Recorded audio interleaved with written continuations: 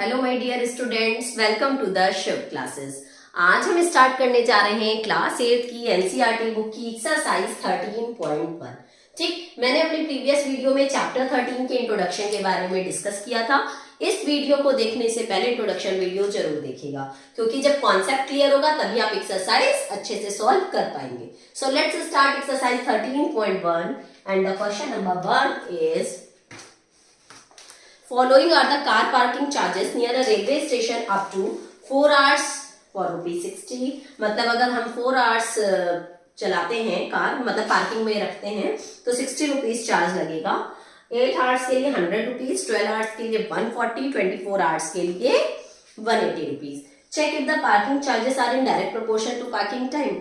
इसको हमें चेक करना है कि ये डायरेक्ट प्रोपोर्शन में है या नहीं है।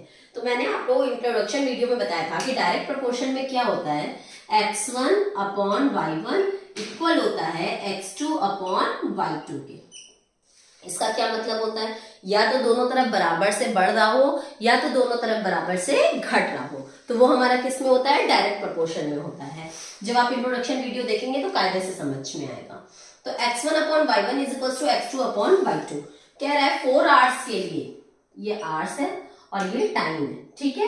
4 आवर्स के लिए उसको जो टाइम लग रहा है वो लग रहा है ₹60 और 8 आवर्स के लिए उसको टाइम लग रहा है ₹100। ठीक, अगर ये x है और ये y है तो ये x1, ये y1, ये x2, ये y2। ठीक, तो x1 upon y1 that is 4 upon 60 is equals to 8 upon 100। अगर ये इक्वल आया तब तो डायरेक्ट प्रोपोर्शन में है, अदरवाइज नहीं है। तो इसको कट कर लेते हैं। 2 2 4, 2 3 6 एंड 0, 2 1 2 एंड 2 15 30, 1/15। इधर देखते हैं, 2 4 8, 2 5 10 एंड 0, 2 2 4, 2 25। अब देखो ये नहीं कट होगा 2/25, तो यहाँ तो आ रहा है 1/15 और यहाँ क्या आ रहा है 2/25। दैट मीन्स कि ये डायरेक्ट प्रोपोर्शन में नहीं है। क्वेश्चन नंबर 1 डायरेक्ट प्रोपोर्शन में नहीं है। हमें आगे चेक करने का कोई मतलब ही नहीं है। जब स्टार्टिंग के 2 में ही डायरेक्ट प्रोपोर्शन नहीं आया तो आगे सॉल्व करने से क्या फायदा। दिस इक्वल्स टू दिस आना चाहिए but this equals to this नहीं है। That's why it is not in direct proportion. Let's start question number 2। In question number 2, a mixture of paint is prepared by mixing 1 part of red pigments with 8 parts of base। अगर 1 part आपका red pigment का है तो 8 part आपका किस चीज का है, बेस का है। In the following table find the parts of base that need to be added. ठीक है, एक टेबल बनी हुई है, उसमें हमें आपको सारे टेबल को फिल करनी है कि कितने कितने पार्ट्स उसमें ऐड किए जाएंगे। बहुत ही सिंपल क्वेश्चन है।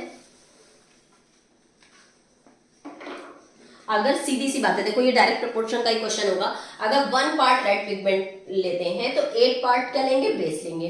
2 पार्ट रेड पिगमेंट लेंगे तो 16 पार्ट बेस लेंगे। वो जितना हम रेड पिगमेंट लेंगे उसी रेशियो के अकॉर्डिंग हमारा बेस बढ़ता चला जाएगा, तो ये डायरेक्ट प्रोपोर्शन में चला जाएगा। तो क्वेश्चन नंबर 2 में हमारी जो टेबल बनी हुई है वो रेड पिगमेंट का एक पार्ट है और सेकेंड है बेस का। 1 4 7 12 20, 1 4 7 12 and 20। सेकेंड है 8 32 32 तो आएगा हम लोगों का, अभी तो ये हम सॉल्व करेंगे।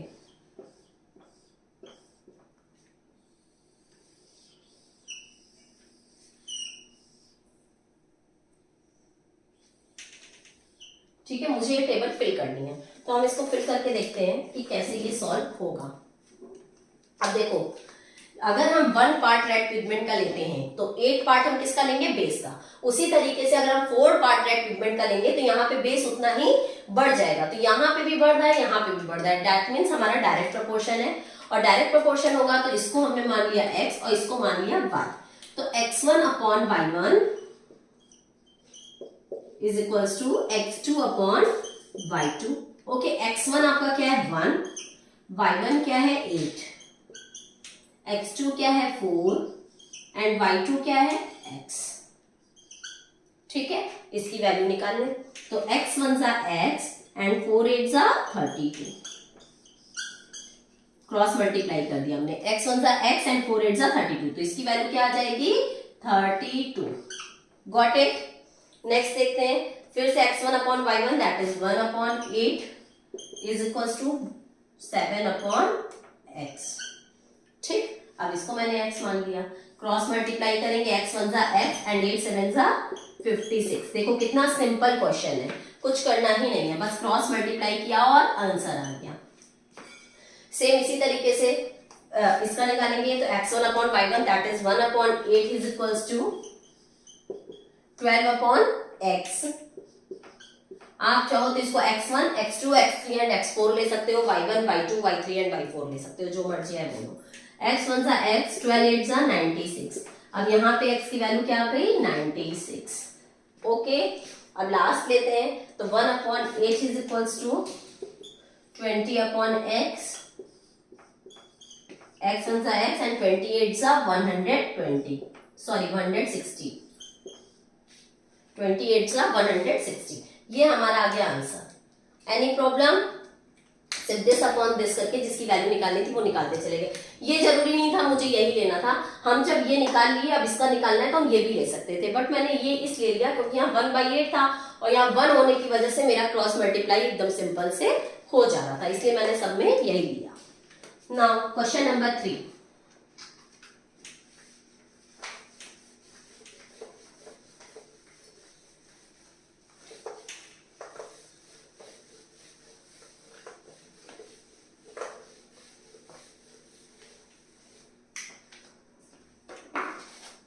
In question number 3, in question number 2 above, if one part of red segment requires 75 ml of base, ठीक है, one part of red segment red pigment requires 75 ml of base, that means ये x है ये y है।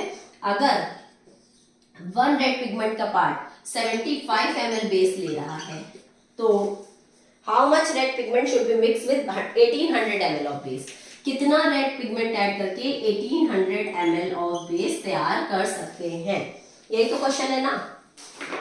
अगर 1 part लेते हैं red pigment का तो 75 ml बेस लेना पड़ता है, तो अगर 1800 ml बेस लेते हैं तो कितना रेड पिगमेंट चाहिए, तो this upon this that means x1, नहीं सॉरी दिस अपॉन दिस नहीं, this upon this, x1 upon y1, x1 upon y1 is equals to x2 upon y2, x1 upon y1 that is 1 upon 75 is equal to x2 upon y2, x2 हमारा क्या है x and y2 क्या है 1800। Okay, इसको हम solve कर लेंगे तो हमारा आंसर आ जाएगा।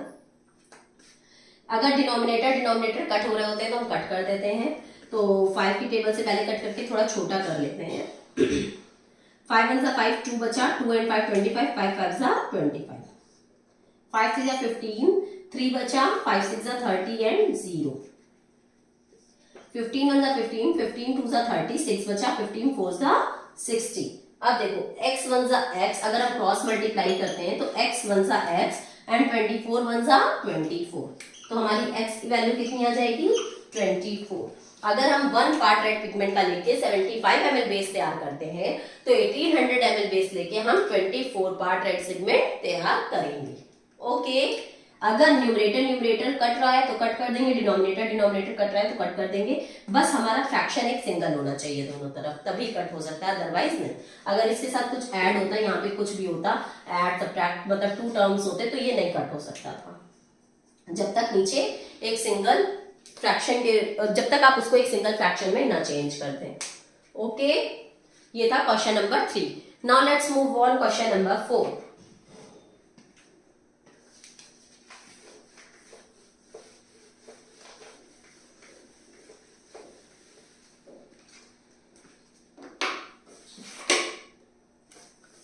A machine in a soft drink factory fills 840 bottle in 6 hours। ठीक है, क्वेश्चन नंबर 4 है, एक x लेते हैं एक y लेते हैं। 840 बॉटल 6 आवर्स में फिल करती है, ठीक है, ये यहां ले लो बॉटल्स, यहां ले लो आवर्स। 840 बॉटल्स 6 आवर्स में फिल करती है। How many bottles will it fill in 5 hours, तो 5 आवर्स में कितनी बॉटल फिल करेगी। एक बात बताओ, अगर 840 बॉटल 6 आवर्स में फिल हो रही है तो अगर हम घंटे कम कर दें तो कम ही बॉटल तो फिल होगी ना, उससे ज्यादा तो नहीं फिल हो सकती है। तो इधर भी कम हो रहा है और इधर भी कम हो रहा है, दैट मीन्स ये जब दोनों तरफ कम होगा या दोनों तरफ बढ़ेगा तो हमारा किस में जाएगा, डायरेक्ट प्रोपोर्शन में जाएगा। यहाँ दोनों ही तरफ कम हो रहा है तो डायरेक्ट प्रोपोर्शन में जाएगा। तो x1 upon y1 that is 840 upon 6 is equal to x2 upon y2। तो x अपॉन y2 की वैल्यू है 5। ओके, क्रॉस मल्टीप्लाई कर दें क्योंकि ये 5 एंड 6 कट तो हो नहीं रहे, क्रॉस मल्टीप्लाई कर देंगे तो 6x is equal to 840 into 5। ये मल्टीप्लाई में इधर आएगा तो डिवाइड में हो जाएगा। तो x is equal to 840 into 5 upon 6। अब देखो ये कट हो रहा है, 6 1 6, 2 बचा, 6 4 24 एंड 0, 14 5 17, ठीक, और एक 0 था तो एक 0। तो x की वैल्यू क्या आ जाएगी 700। अगर 6 आवर्स में 840 बॉटल्स फिल हो रही हैं तो 5 आवर्स में 700 बॉटल्स फिल होंगी। Okay, any problem? Now let's move on question number 5। Now the question number 5 is a photograph of a bacteria enlarged 50,000 times attains a length of 5 centimeter as shown in the diagram।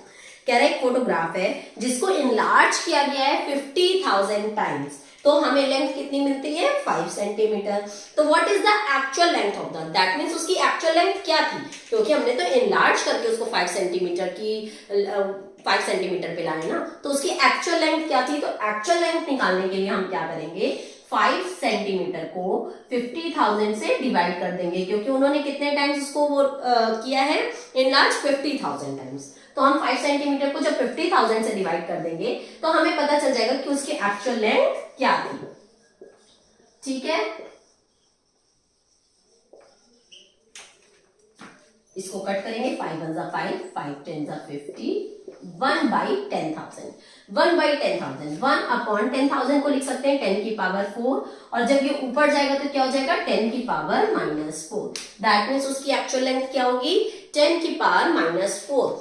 जब हमारी picture है, कोई photograph है, उसको 50,000 times enlarge किया गया तब वो 5 सेंटीमीटर पे आ रहा है। तो हम बिना इनलार्ज किए उसकी लेंथ पूछ रहा है, तो बिना इनलार्ज किए मैंने इसको डिवाइड करके निकाल दिया कि उसकी एक्चुअल लेंथ कितनी होगी। ओके, इसके बाद इसका सेकंड पार्ट कह रहा है if the photograph is enlarge 20,000 times only. फिर से देखो, अगर 5 सेंटीमीटर था तो उसको 50,000 टाइम्स इनलार्ज किया गया था, और अगर 20,000 टाइम्स सिर्फ हम इनलार्ज करें तो उसकी लेंथ कितनी होगी, हमें ये फाइंड आउट करनी है। तो जब 5 सेंटीमीटर के लिए 50,000, तो जब 20,000 का निकालेंगे तो यहाँ कम हो जाएगा, सीधी सी बात है। जब हम पिक्चर को केवल 20,000 टाइम्स इनलार्ज करेंगे तो हमारा सेंटीमीटर भी तो कम होगा, तो जब इधर भी कम हो रहा है इधर भी, तो हमारा डायरेक्ट प्रोपोर्शन में होगा। तो 5 upon 50,000 is equals to x upon 20,000। ठीक, अब देखो 1 2 3 4, 1 2 3 4, 5 5 कैंसिल। ठीक, तो x 1 जा x इज इक्वल टू 2 1 जा 2, तो x की वैल्यू आ गई 2 सेंटीमीटर। जब हम 5 सेंटीमीटर की पिक्चर को 50,000 टाइम्स इनलार्ज किया गया तो 20,000 टाइम्स के लिए कितनी पिक्चर होगी 2 सेंटीमीटर। Any problem? नो।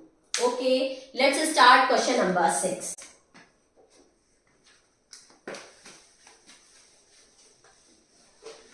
बहुत ही सिंपल क्वेश्चन है, इसलिए बहुत ज्यादा एक्सप्लेन करने की नीड ही नहीं है कि हम आपको बहुत कायदे से एक्सप्लेन करें। इंट्रोडक्शन वीडियो में इतना क्लियर एक्सप्लेनेशन है डायरेक्ट एंड इनवर्स का कि आप उसको देखने के बाद ये सारे क्वेश्चन खुद से सॉल्व कर लोगे। मेरी ये वीडियो देखने की भी आपको नीड नहीं पड़ेगी।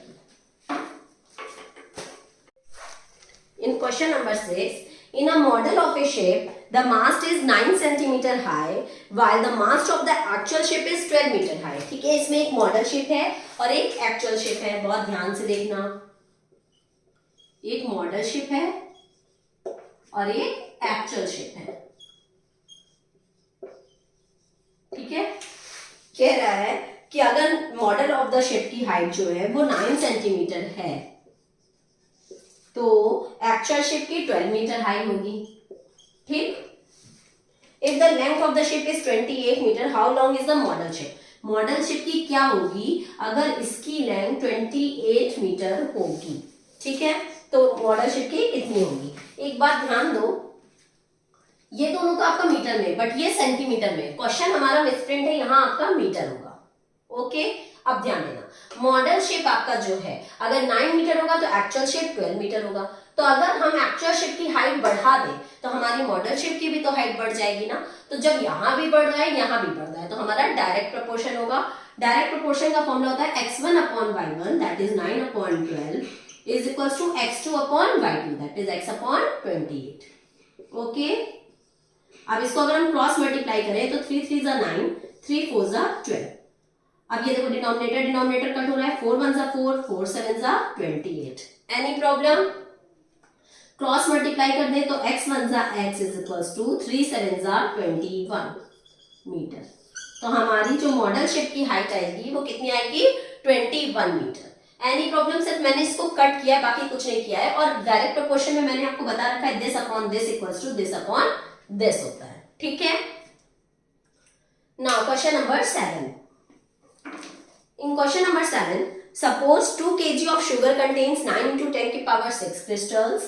How many sugar crystals are there in 5 kg of sugar? ठीक है, 2 kg का दिया है, 5 kg का पूछा है। तो जब 2 kg में जितने क्रिस्टल्स हैं तो 5 kg में कितने होंगे? सीधी सी बात है, उससे थोड़े ज्यादा ही होंगे। तो इसमें भी डायरेक्ट प्रोपोर्शन होगा क्योंकि 2 kg का गिवन है, 5 kg का पूछा है। ठीक है, क्वेश्चन नंबर 7।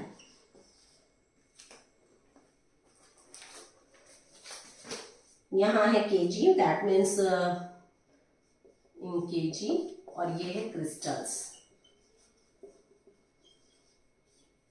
ठीक है, और शुगर कह रहा है अगर 2 kg ऑफ शुगर है तो उसमें क्रिस्टल्स जो है वो 9 into 10 की पावर 6 क्रिस्टल्स हैं। ओके, तो 5 kg ऑफ शुगर में कितने क्रिस्टल्स होंगे? ठीक, तो देखो यहां पे भी हमारा बढ़ेगा ही, जब 2 में इतने तो 5 में बढ़ के आएगा, तो हमारा ये भी डायरेक्ट प्रोपोर्शन हुआ। तो x1/y1 दैट इज 2/9 into 10 की power 6 is equals to 5/x। ठीक है, क्रॉस मल्टीप्लाई करेंगे तो 2x is equals to 5 9 45 into 10 की पावर 6। मल्टीप्लाई फॉर्म में है तो ये नहीं है कि इसका इसमें भी मल्टीप्लाई है इसमें भी मल्टीप्लाई। जब यहाँ प्लस होता है या माइनस होता है तब इसमें भी और इसमें भी मल्टीप्लाई होता है, बट जब ऑलरेडी मल्टीप्लाई है तो एक ही जगह मल्टीप्लाई होगा। तो 5 9 45 into 10 की पावर 6। अब ये मल्टीप्लाई में इधर आएगा तो क्या हो जाएगा? डिवाइड में हो जाएगा। तो x is equals to 45 into 10 की पावर 6/2। ओके, कोई प्रॉब्लम?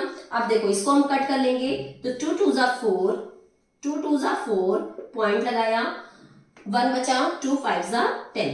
अगर ना कर पाओ तो 2 को 45 से आप यहाँ डिवाइड करके भी देख सकते हो। 2 2 जा 4, 5 नोट किया, 2 2 जा 4, 5 में से 4 गया 1, पॉइंट लगाएंगे, 0 बढ़ाएंगे, 2 5 जा 10, देखो 22.5 आ गया। ठीक, तो x की वैल्यू हमारी क्या आ गई?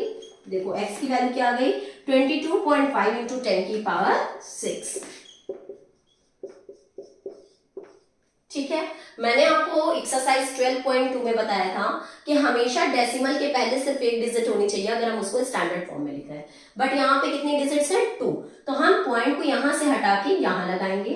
तो x is equal to 2.25 into 10 की पावर, और मैंने कहा था अगर पॉइंट पीछे से आगे की तरफ आता है तो पावर प्लस होती है, तो 1 डिजिट आगे आया है तो पावर 1 बढ़ जाएगी, तो इंटू 10 की पावर 1, वो भी पॉजिटिव में। ठीक है, इंटू 10 की पावर 6। तो x is equal to 2.25 into, multiply में पावर प्लस होती है तो 10 की पावर 6 एंड 1 7, 10 की पावर 7। अगर हमारे पास 2 kg में इतने क्रिस्टल्स हैं तो 5 kg में कितने क्रिस्टल्स होंगे? इतने। Okay, have you any doubt? No. इसका सेकेंड पार्ट भी गिवन है हमें कि 1.2 kg ऑफ शुगर में कितने क्रिस्टल्स होंगे। तो ये तो हमारा 5 kg का था, अब हम 1.2 kg का निकाल लेंगे।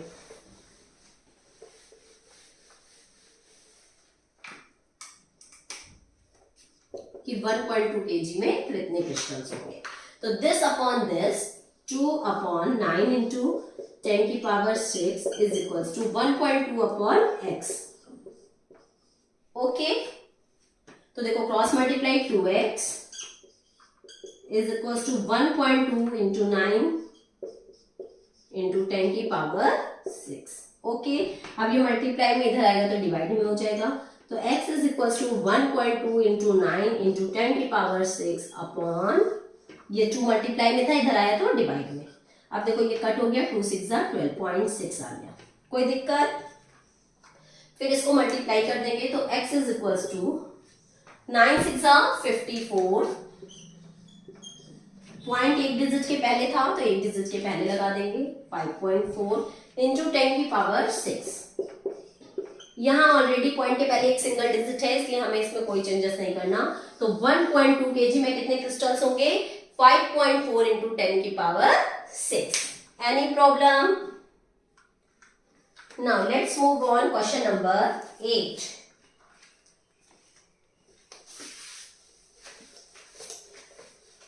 बहुत ही सिंपल क्वेश्चन है, बस आपको पहचानना आना चाहिए कि डायरेक्ट प्रोपोर्शन में है या इनवर्स प्रोपोर्शन में है। ओके, अगर आपको मेरी वीडियो पसंद आ रही है तो लाइक, सब्सक्राइब और शेयर करना मत भूलिएगा। In question number 8, Rashmi has a road map with a scale of 1 centimetre representing 18 kilometre. Rashmi के पास एक रोड मैप है जिसमें वो 1 सेंटीमीटर को रिप्रेजेंट कर रही है 18 किलोमीटर। ध्यान देना, जैसे हम लोग अगर हमें 18 किलोमीटर बनाना है तो हम पूरा 18 किलोमीटर तो बना नहीं पाएंगे, तो हमें उसमें यूनिट डिसाइड करनी पड़ती है कि हम 5 पिक्चर्स को इतना ले रहे हैं या 18 सेंटीमीटर को, 18 किलोमीटर को 1 पॉइंट ले रहे हैं, 1 सेंटीमीटर ले रहे हैं। वहां पे ही वैसे ही यहाँ पे है कि उसने 18 किलोमीटर को 1 सेंटीमीटर रिप्रेजेंट किया है। ठीक है, she drives on a road for 72 kilometre. तो अगर वो 72 किलोमीटर जाती है तो उसकी डिस्टेंस मैप पे कितने सेंटीमीटर होगी? ध्यान दो, अगर 1 सेंटीमीटर पे रिप्रेजेंट कर रही है 18 किलोमीटर, तो 72 किलोमीटर के लिए कितना होगा वो हमें निकालना है। ठीक है, तो सीधी सी बात है, जब यहां बढ़ रहा है तो यहां भी बढ़ेगा ही, क्योंकि जब 18 किलोमीटर के लिए 1 तो 72 किलोमीटर के लिए उससे ज्यादा ही होगा। तो 1 upon 18 is equals to x upon 72। Any problem? 18 1 18, 18 4 72, x 1 x is equals to 4 1 4 centimetre. x की वैल्यू क्या आ गई? 4 सेंटीमीटर। कितना सिंपल सा क्वेश्चन है, लग ही नहीं रहा है कि क्लास 8 की मैथ्स पढ़ रहे हो। Next question number 9, a 5 meter 60 centimeter high vertical post cast a shadow 3 meter 20 centimeter long. Find at the same time the length of the length of the shadow cast by another pole 10 meter 50 centimeter high. ठीक है, start करते हैं।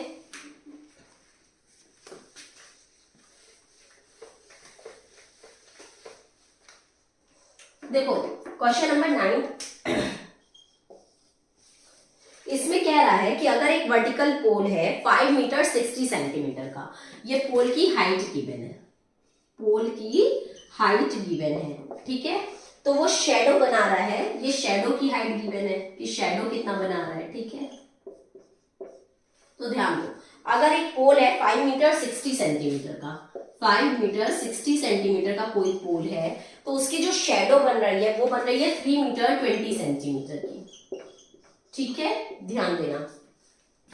तो अगर हमारी जो shadow है, find at the same time the length of the shadow, हमें शैडो फाइंड आउट करना है cast by another pole 10 metre 50 centimetre high, जो जिसका पोल है 10 मीटर 50 सेंटीमीटर, तो वो कितने सेंटीमीटर की शैडो बनाएगा? 10 मीटर 50 सेंटीमीटर। अगर 5 मीटर 60 सेंटीमीटर का कोई पोल है तो वो 3 मीटर 20 सेंटीमीटर की शैडो बना रहा है। तो अगर पोल की हाइट बढ़ जाएगी तो शैडो की भी तो हाइट बढ़ जाएगी, दैट मीन्स दोनों तरफ बढ़ रहा है तो डायरेक्ट प्रोपोर्शन। बट यहाँ ध्यान दो, या तो हम पूरे को सेंटीमीटर में चेंज कर लें या पूरे को मीटर में चेंज कर लें, कुछ तो करना पड़ेगा, अदरवाइज सॉल्व करने में बहुत प्रॉब्लम आएगी। तो हम ऐसा करते हैं, इसको पूरे को सेंटीमीटर में चेंज कर लेते हैं। 1 मीटर में 100 सेंटीमीटर, तो 5 मीटर में 500 centimetre, 500 centimetre and 60 centimetre 560 centimetre. इसी तरीके से 10 मीटर में 100 मतलब 1000, तो 1050 सेंटीमीटर, यहाँ 3020 सेंटीमीटर। ठीक, तो हमारा जो आंसर आएगा वो भी सेंटीमीटर में ही आएगा। तो this upon this that is 560 upon 320 is equal to 1050 upon x। Any problem? Cut कर दो। ये 4 की टेबल से कट हो रहा है। 4 8 जा 32, 4 1 जा 4, 4 4 जा 16। फिर ये 2 की टेबल से 2 4 जा 8, 2 7 जा 14। अब देखो न्यूमरेटर न्यूमरेटर कट हो रहा है, कट कर दे। 7 1 जा 7, 7 1 जा 7, 3 बचा, 7 5 जा 35 एंड 0। कोई प्रॉब्लम? हमने न्यूमरेटर न्यूमरेटर कट किया या फिर हम डिनोमिनेटर डिनोमिनेटर कट करें, एक ही बात है। तो x 1 जा x इज इक्वल टू 15 4 जा 60 और एक 0 लगा दिया, 600 सेंटीमीटर। अब हमारा क्वेश्चन मीटर एंड सेंटीमीटर दोनों में था, तो हम इसको भी उसी में चेंज कर लेंगे। तो हमारी x की वैल्यू आ जाएगी 1 मीटर में 100 सेंटीमीटर, तो 600 सेंटीमीटर में 6 मीटर। x की वैल्यू क्या आ जाएगी? 6 मीटर। कोई डाउट? Any problem? मैंने यहाँ मीटर में इसलिए नहीं चेंज किया था, नहीं तो फिर पॉइंट में आता, फिर पॉइंट में आता तो आप लोग को पॉइंट में मल्टीप्लाई करना पड़ता, तो आप लोग को प्रॉब्लम होती, इसीलिए मैंने इसको सेंटीमीटर में चेंज कर दिया। फिर इसका सेकेंड पार्ट भी गिवन है, ये फर्स्ट पार्ट था।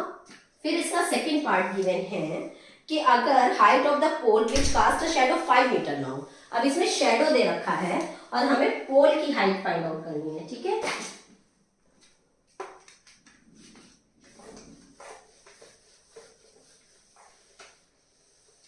शैडो की हाइट हमें गिवन है 5 मीटर। 5 मीटर 3 सेंटीमीटर में ना, तो 500 सेंटीमीटर। 1 मीटर में 100 सेंटीमीटर होते हैं। तो हमें पोल की हाइट फाइंड आउट करनी है, ठीक है। तो इसमें क्या है, this upon this 560 upon 320 is equal to x upon 500। ठीक, जैसे अभी तक सॉल्व करते आ रहे हैं सेम वैसे ही।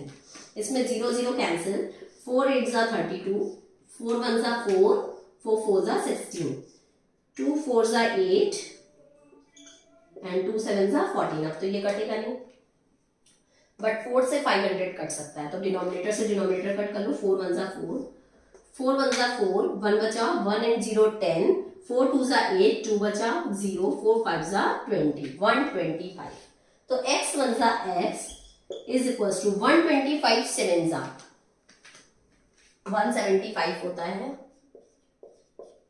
सॉरी 175 कह रहे, मैंने तो 25 7 जा कर दिया। 7 5 जा 35 का 5 कैरी आया 3, 7 2 जा 14, 15 16 17 का 7 कैरी आया 1, 7 जा 7 एंड 1 8, 875 सेंटीमीटर। अब क्वेश्चन हमारा मीटर एंड सेंटीमीटर दोनों में गिवन था, इसलिए हम भी इसको चेंज करेंगे। 1 मीटर में कितने सेंटीमीटर? 100। 100 में कितने जीरो होते हैं? 2। तो पीछे से 2 डिजिट के पहले पॉइंट लगा देंगे, तो 8.75 metre. That means 8 metre 75 centimetre. Okay, any problem? Now let's move on question number 10।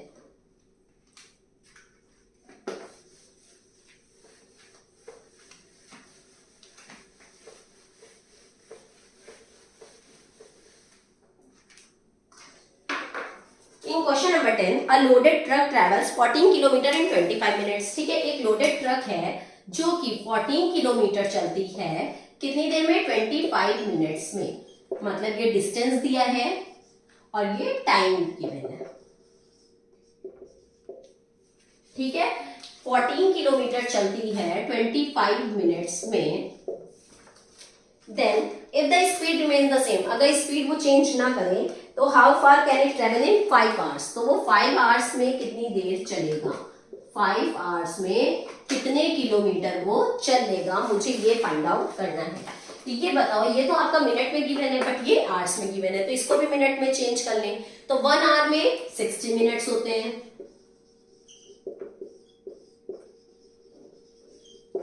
तो 5 आवर्स में 5 into 60 दैट इज 300 मिनट्स होंगे। ओके, तो अब ऐसे समझो कि 25 मिनट्स में 14 किलोमीटर चलता है, तो 300 मिनट्स में कितना चलेगा? तो सीधी सी बात है कि 300 मिनट्स में ज्यादा ही चलेगा, है ना। जब 25 मिनट्स में 14 किलोमीटर चलेगा तो 300 मिनट्स में तो और ज्यादा चलेगा, तो यहाँ भी बढ़ रहा है और यहाँ भी बढ़ रहा है, तो हमारा क्या हो गया, डायरेक्ट प्रोपोर्शन हो गया। तो 14/25 इज इक्वल्स टू x/300। ठीक है, इसको हम सॉल्व कर लेंगे। तो 25 × 1 = 25, 25 × 1 = 25, कितना बचा 5, 5 0 50, 25 2 = 50। ठीक, x1 = x is equals to 12 × 14, x is equals to 14 2 = 28 का 8 कैरी आया 2, 14 1 = 14 and 2 16, तो 168 किलोमीटर आंसर आ जाएगा। Any problem? कुछ भी नहीं किया, सिर्फ दिस अपॉन दिस करके दिस अपॉन दिस कर दिया और क्रॉस मल्टीप्लाई करके सॉल्व कर लिया, तो x की वैल्यू क्या आ गई, 168 किलोमीटर। अगर आपको कोई भी प्रॉब्लम है तो आप कमेंट सेक्शन में जाके मुझसे अपने डाउट्स क्लियर कर सकते हैं। यहीं पे आपकी एक्सरसाइज खत्म होती है। नीचे डिस्क्रिप्शन बॉक्स में एक लिंक गिवन है जो कि प्ले स्टोर पे मेरा एक ऐप है शुभ क्लासेस के नाम से, आप वहां से जाके मेरी लाइव क्लासेस ले सकते हैं और मेरी डाउनलोडेड वीडियोस भी परचेज कर सकते हैं। ओके, यहीं पे एक्सरसाइज 13.1 खत्म होती है। अब हम लोग अपनी नेक्स्ट वीडियो में नेक्स्ट एक्सरसाइज के साथ मिलेंगे, तब तक के लिए goodbye and take care.